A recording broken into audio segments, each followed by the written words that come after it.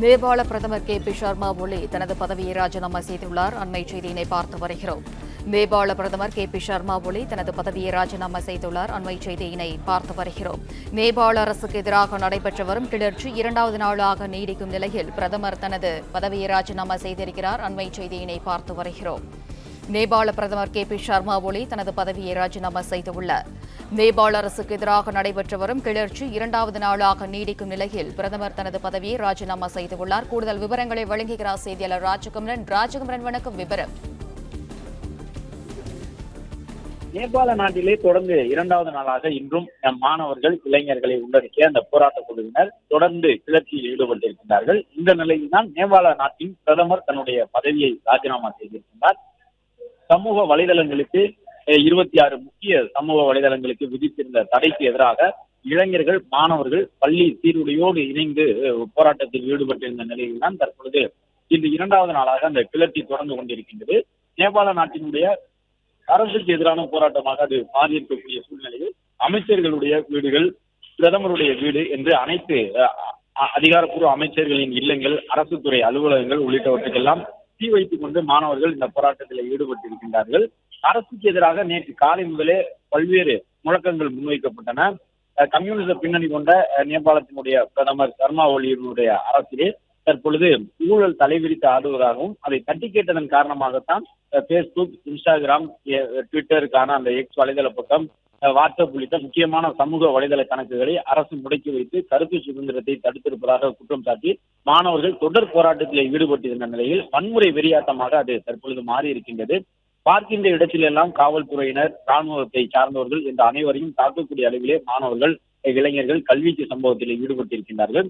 அமைச்சர்களுடைய வீடுகளுக்கு தீ வைத்து கொளுத்தி இருக்கின்றார்கள். பார்க்கக்கூடிய இடங்களில் எல்லாம் காவல்துறை வாகனத்தை தீக்கிரையாக்கி வருகின்றார்கள். இந்த நிலையில் தான் அரசு எடுத்த முன் யோசனை இல்லாத நடவடிக்கைகள் காரணமாகவே நேபாளத்திலே மிகப்பெரிய அளவிலே வன்முறை வெடித்திருப்பதாக குற்றச்சாட்டுகள் எழுந்திருக்கக்கூடிய நிலையில் தான் நேபாள நாட்டினுடைய பிரதமர் நாட்டை விட்டு தப்பித்துச் செல்வதற்கான முயற்சியில ஈடுபட்டிருப்பதாக சொல்லப்பட்டது.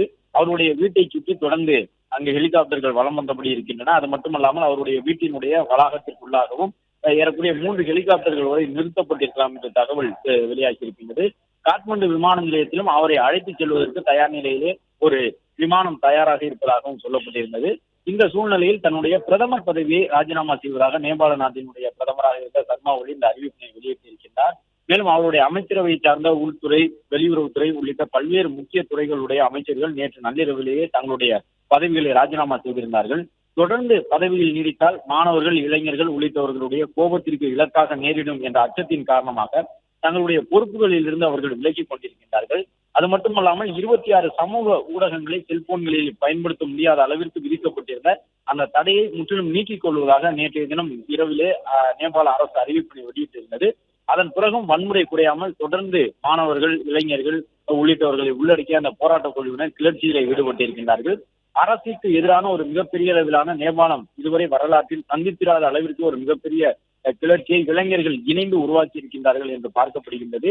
எனவே நேபாளத்தினுடைய பிரதமர் தன்னுடைய பதவியை ராஜினாமா செய்திருக்கின்றார். இதன் மூலமாக இளைஞர்களுடைய கோபம் கட்டுக்குள் வருமா, போராட்டத்தை கைவிடுவார்களா என்ற ஒரு மிகப்பெரிய எதிர்பார்ப்பு எழுந்திருக்கின்றது.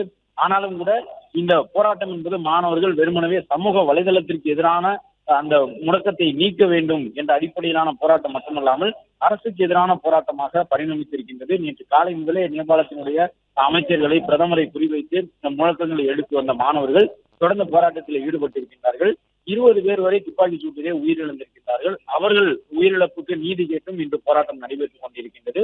எனவே மாணவர்கள் தங்களுடைய போராட்டத்தை உடனடியாக கைவிட்டு அமைதி பாதைக்கு திரும்புவார்களா என்பது கேள்விக்குள்ளாகி இருக்கக்கூடிய சூழ்நிலையில் தான் நேபாளத்திலே காவல்துறையோ ராணுவத்தினரோ கட்டுப்படுத்த முடியாத அளவிற்கு தலைநகரமான காட்மாண்டுவில் மட்டுமின்றி நேபாள நாட்டினுடைய முக்கிய நகரங்கள் அனைத்திலும் நாடு முழுவதுமான ஒரு மிகப்பெரிய புரட்சியாக இது மாறி நிற்கின்றது.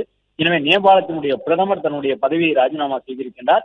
ஒரு நாட்டிலே ஜனநாயக முறைப்படி மக்கள் தேர்ந்தெடுத்த ஒரு நாட்டில் கூட இது போன்ற ஒரு புரட்சியின் மூலமாக சமூக வலைதளங்களை முடக்கி வைத்திருக்கின்றார்கள் என்பதன் காரணமாக ஒரு புரட்சி ஏற்பட்டு அதன் காரணமாக பிரதமர் தன்னுடைய பதவியை விட்டு ராஜினாமா செய்து வெளியேறக்கூடிய அளவிற்கு ஒரு மிகப்பெரிய புரட்சியாக நேபாளம் தற்பொழுது இந்த கிளர்ச்சியை சந்தித்திருக்கின்றது.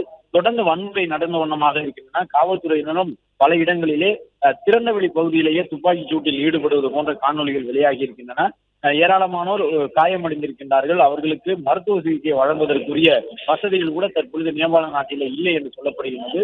ஊரடங்கு உத்தரவு காரணமாக முக்கியமான வணிக நிலையங்கள் இருக்கக்கூடிய பகுதிகள் உட்பட அனைத்து இடங்களிலும் கடைகள் மூடப்பட்டு விட்டன. மருத்துவமனைகளுக்கும் போதுமான அளவுக்கு வாகனங்கள் சென்று சேருவதில் சிரமம் இருப்பதாக சொல்லப்படுகிறது. வாகன போக்குவரத்தும் முடக்கி வைக்கப்பட்டிருக்கின்றது. இந்த சூழ்நிலையில் போராட்டத்தை முடிவுக்கு கொண்டு வருவதற்கு வேற வழியே இல்லாமல் தற்பொழுது அந்த நாட்டினுடைய பிரதமராக இருந்த சர்மா ஒலி இந்த முடிவுக்கு சென்றிருக்கிறார். தன்னுடைய பதவியை ராஜினாமா செய்வதாக பகிரங்கமான அறிவிப்பினை அவர் வெளியிட்டிருக்கிறார். இதன் பிறகேனும் தன்னுடைய வீட்டை சுற்றி இருக்கக்கூடிய போராட்டக்காரர்கள் கலைந்து செல்வார்களா, நேபாளத்திலே அமைதி நிலை திரும்புமா என்ற ஒரு எதிர்பார்ப்போடு அவர் இருப்பதாக சொல்லப்படுகின்றது. பிளே ஸ்டோர் மற்றும் ஆப் ஸ்டோரில் இருந்து பாலிமர் செயலியை QR கோடு மூலம் பதிவிறக்கம் செய்யுங்கள். செய்திகளை உடனுக்குடன் பெறுங்கள்.